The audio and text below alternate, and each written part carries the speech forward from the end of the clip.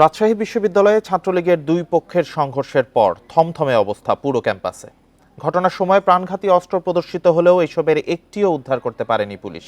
এ নিয়ে আরো জানাতে রাজশাহী থেকে যুক্ত হয়েছেন সহকর্মী মুস্তাফিজুর রহমান। মুস্তাফিজ, সংঘর্ষের পর বিশ্ববিদ্যালয়ের একাডেমিক কার্যক্রমে কি কোনো প্রভাব পড়েছে কিনা, সাধারণ শিক্ষার্থীরা কি বলছেন?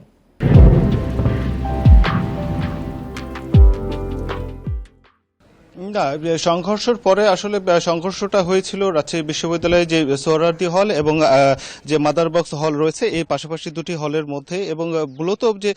দ্বন্দ্বটি শুরু হয়েছিল সেটি এই সোহরাওয়ার্দী হলের এখানে ছাত্রলীগের দুই গ্রুপের যে গেস্ট রুমে বসাকে কেন্দ্র করে রাত্রে 11:30টার পর থেকেই এই বাকবিতণ্ডা, এরপরে কিন্তু পাল্টা ধাওয়া এবং দুই পক্ষের সমর্থকদের নিয়ে কিন্তু আমরা দেখেছিলাম যে দেশীয় অস্ত্র সহ ধারালো অস্ত্রের কিন্তু সেই সময় প্রদর্শনী ছিল। সেই সময় অর্থাৎ গেল শনিবারে যখন ঘটনাটি ঘটে রাত্রে 12টা থেকে 3টে পর্যন্ত সংঘর্ষ চলে, সেই সময় 4টি ককটেল বিস্ফোরিত হয় এবং উদ্বেগের যে বিষয়টি যে ঘণ্টাখানেকের মধ্যেই রাজশাহী বিশ্ববিদ্যালয়ের এই ক্যাম্পাসের বিশেষ করে হলগুলো থেকে, আবাসিক হলগুলো থেকে এই ধারালো অস্ত্র আমরা দেখেছিলাম যে সেখানে বেশ কিছু শিক্ষার্থীর হাতে রামদা ছিল, চাপাতি ছিল এবং রড ছিল, পাইপ ছিল, লোহার যে পাইপ সেগুলো কিন্তু ছিল। ঠিক এগুলো কোথায় থেকে আসলো, সেই সাথে শঙ্কার যে বিষয় সেটি হচ্ছে যে খুব অল্প সময়ের মধ্যেই শিক্ষার্থীদের হাতে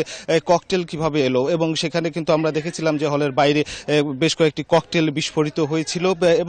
এবং এর পরে রাত্রে 3টার পরে আইনশৃঙ্খলা বাহিনী যখন সোহরাওয়ার্দী হলে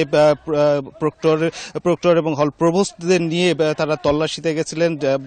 ঠিক তল্লাশির পরে আমরা দেখেছি যে আইনশৃঙ্খলা বাহিনী হাত শূন্য ছিল, অর্থাৎ একটি অস্ত্র বা কোনো কিছুই কিন্তু তারা সেখান থেকে উদ্ধার করতে পারেনি, বা তারা আইনশৃঙ্খলা বাহিনীর ভাষায় তারা দেখতে পায়নি বা খুঁজে পায়নি, যার ফলে একটি প্রাণঘাতী অস্ত্রের প্রদর্শনের কথা বলছিলেন, তো সংঘর্ষের বিষয়ে ছাত্রলীগ নেতারা কি বলছেন, আর হল কর্তৃপক্ষ কি কোনো তল্লাশি চালিয়েছে কিনা?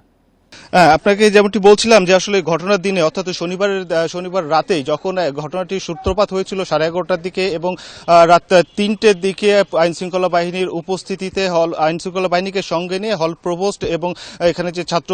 যে প্রক্টর ছিলেন, বিশ্ববিদ্যালয়ের প্রক্টর, তাদের উপস্থিতিতেই রাজশাহী বিশ্ববিদ্যালয় এই সোহরাওয়ার্দী হলেই কিন্তু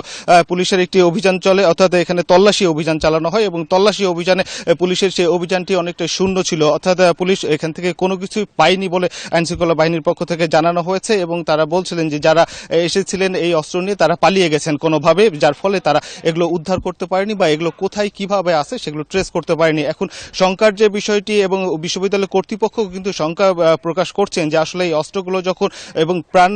প্রাণঘাতী যে অস্ত্রগুলো সেগুলো শিক্ষার্থীদের হাতে যখন থেকে যায়, তখন এর পরেও কোনো সংঘর্ষর ঘটনা ঘটলে তখন হয়তো সেটি বড় আকার ধারণ করতে পারে। এবং গতকাল রাতেও কিন্তু দেখা গেছে যে বিশ্ববিদ্যালয়ে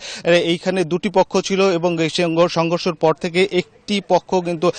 এই হলে অনুপস্থিত, অর্থাৎ হল ছেড়ে তারা অন্য কোথাও চলে গেছেন বা আশ্রয় নিয়েছেন, এমনটি কিন্তু শোনা যাচ্ছে, বা গা ঢাকা দিয়েছেন যদি বলা হয়ে থাকে, এমনটি কিন্তু ঘটেছে। এবং গতকাল রাতেও একটি গ্রুপ এখানে প্রবেশ করার চেষ্টা করেছিল এবং রাত 3টের দিকে গতকালকে আবার বিশ্ববিদ্যালয়ের পরিস্থিতি উত্তপ্ত হওয়া শুরু করেছিল এবং দুই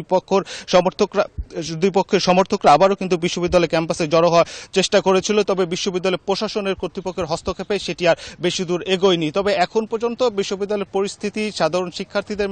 মধ্যে একটি উৎকণ্ঠা রয়েছে, যেহেতু ছাত্রলীগের এই দুই গ্রুপের সংঘর্ষ বা এই যে তাদের মধ্যে যে দ্বন্দ্ব, এটি অবসান না হলে ক্যাম্পাস হয়তো সামনের দিনে আবারও অস্থিতিশীল হয়ে উঠতে পারে। এই ছিল রাজশাহী বিশ্ববিদ্যালয় থেকে সর্বশেষ। ছাত্রলীগের সংঘর্ষের জের নিয়ে রাজশাহী বিশ্ববিদ্যালয় থেকে জানাচ্ছিলেন সহকর্মী মুস্তাফিজুর রহমান।